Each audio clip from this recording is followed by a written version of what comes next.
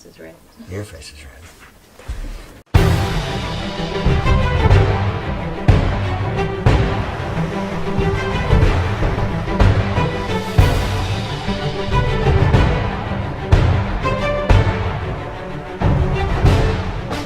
One of the projects, I don't know if it was on our list or not, but one of the projects that we had, we noticed, well, it's on the list, we had replaced dock lines because we had a lot of chafe we noticed on the dock lines. And so we replaced the dock lines. At the same time, we installed some chafe guard in the form of, what are those called? A fire hose. Old fire hose, I guess, chopped into sections, and you put it on your dock line.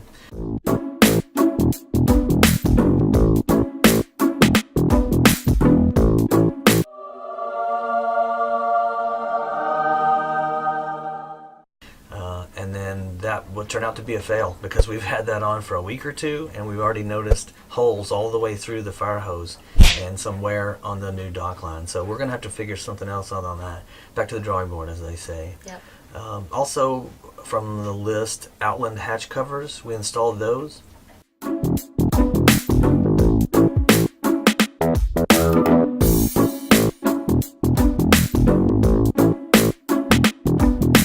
And we really liked them. We measured the temperature under the hatch before and after putting the hatch cover on. It was a 30-degree difference, I think is what it was, something like that. 30 degrees, that's pretty substantial for cutting heat out. But unfortunately, on our first or second, I think it was the second time out, the first tack we took, the Genoa, we have a 150 Genoa, and the sheet somehow got caught in it and just ripped it right off the boat. It was just hanging on. So that was another fail. I really liked them.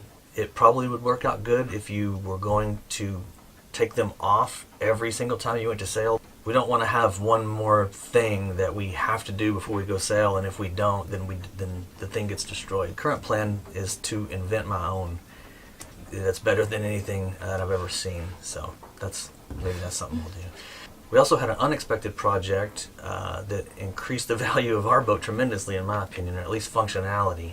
And that was to install a table in the cockpit because we didn't have one, and it's already paid for itself well over. So it's worth it. Yeah, so that's a good thing. So our slip neighbors beside us have a cool table in their cockpit, and they tipped us off that you can get one at West Marine for really cheap, and we bought one because they happen to have one.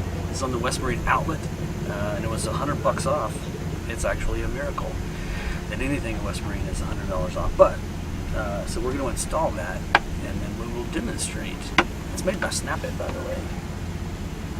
Savoy, Texas. This was not on our project list. I sort of accidentally bought it, so I got sidetracked. But it's something that we need, and it will be handy all the time, especially when we're cooking dinner, right? Because I always have just crap laying everywhere. Food prep, and now I can just put it on this table. That'll be way better.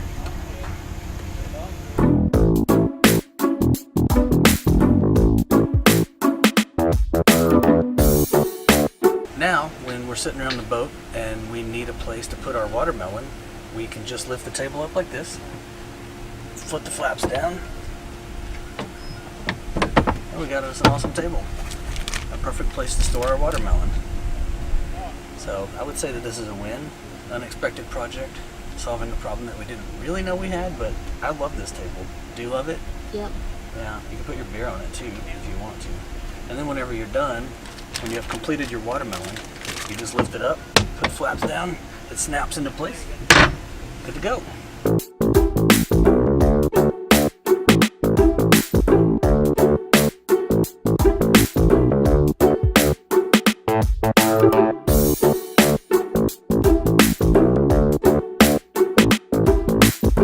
Also, we took care of that pesky tank monitoring issue. We didn't have a way to measure our holding tank other than to just I'm not even going to go into describing anything about that. We can monitor our tank now, and that's very important. So we'll show you that. So this is our SCAD Solo tank monitor. It has a display panel. It has two little electrodes and some metallic sort of tape that attaches to the tank. So the concept is you put the strips up and down the side of the tank, and then the copper pieces attached to those, and then it reads the tank. So that's what we're going to do. Now, I know that this doesn't look like much now, but watch this.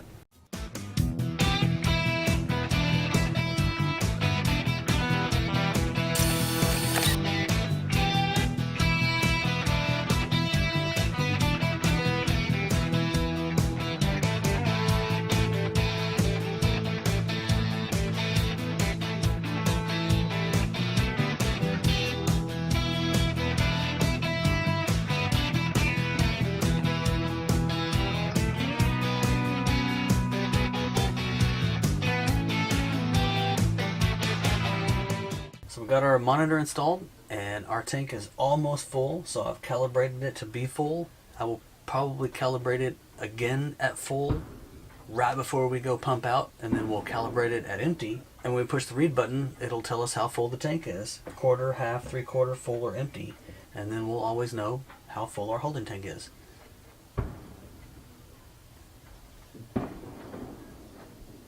Fireworks.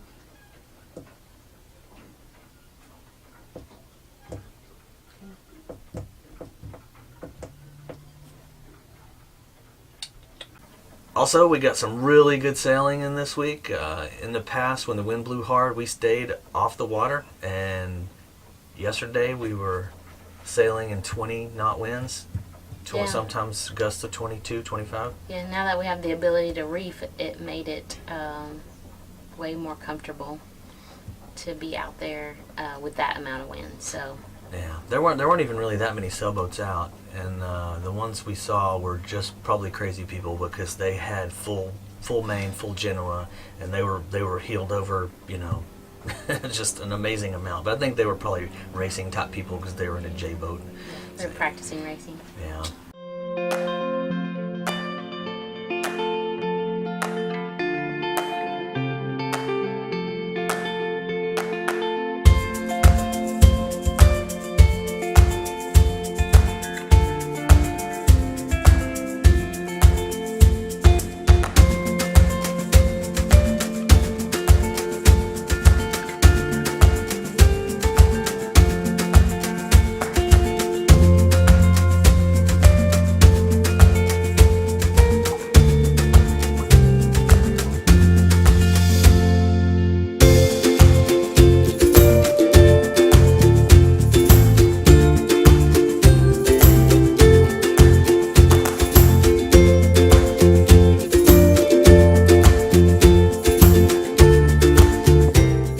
We're consistently around 15 knots, gusts up to 20. I think 20 is the highest I saw.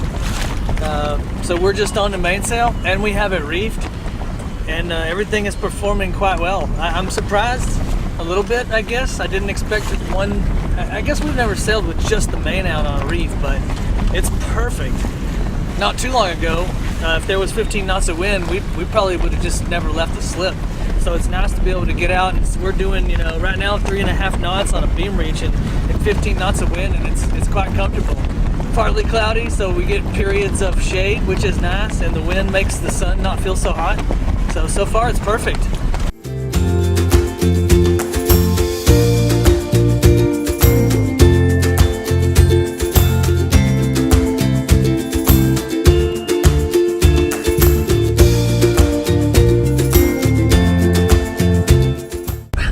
Trying to practice our velocity made good,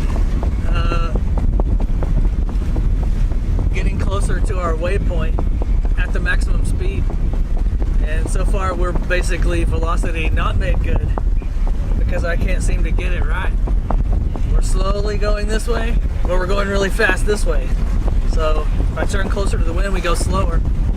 So I guess I need to figure out how to use the instruments a little bit better, but we're getting there.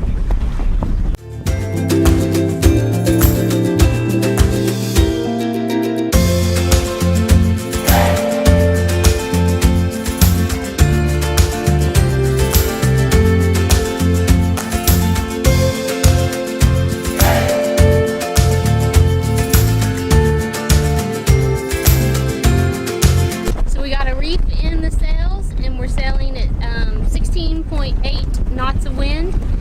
and we're going about 1.1 knots, but it's still kind of comfortable for me, so I'm glad that we're going out today.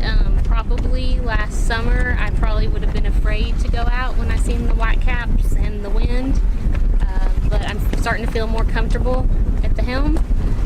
Still a bit nervous when I started today, but Steve sat with me, and I think I'm getting the hang of it. So every sail I feel a little bit better. Cool.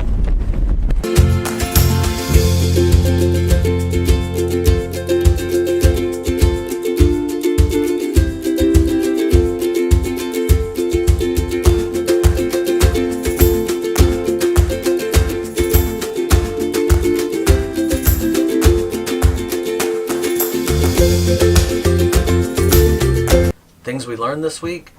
I learned that I still cannot drive backwards to save my life. When I try to go backwards, invariably something goes wrong. I guess it's a mental block. So, but what I ended up doing is just making a complete backwards U-turn.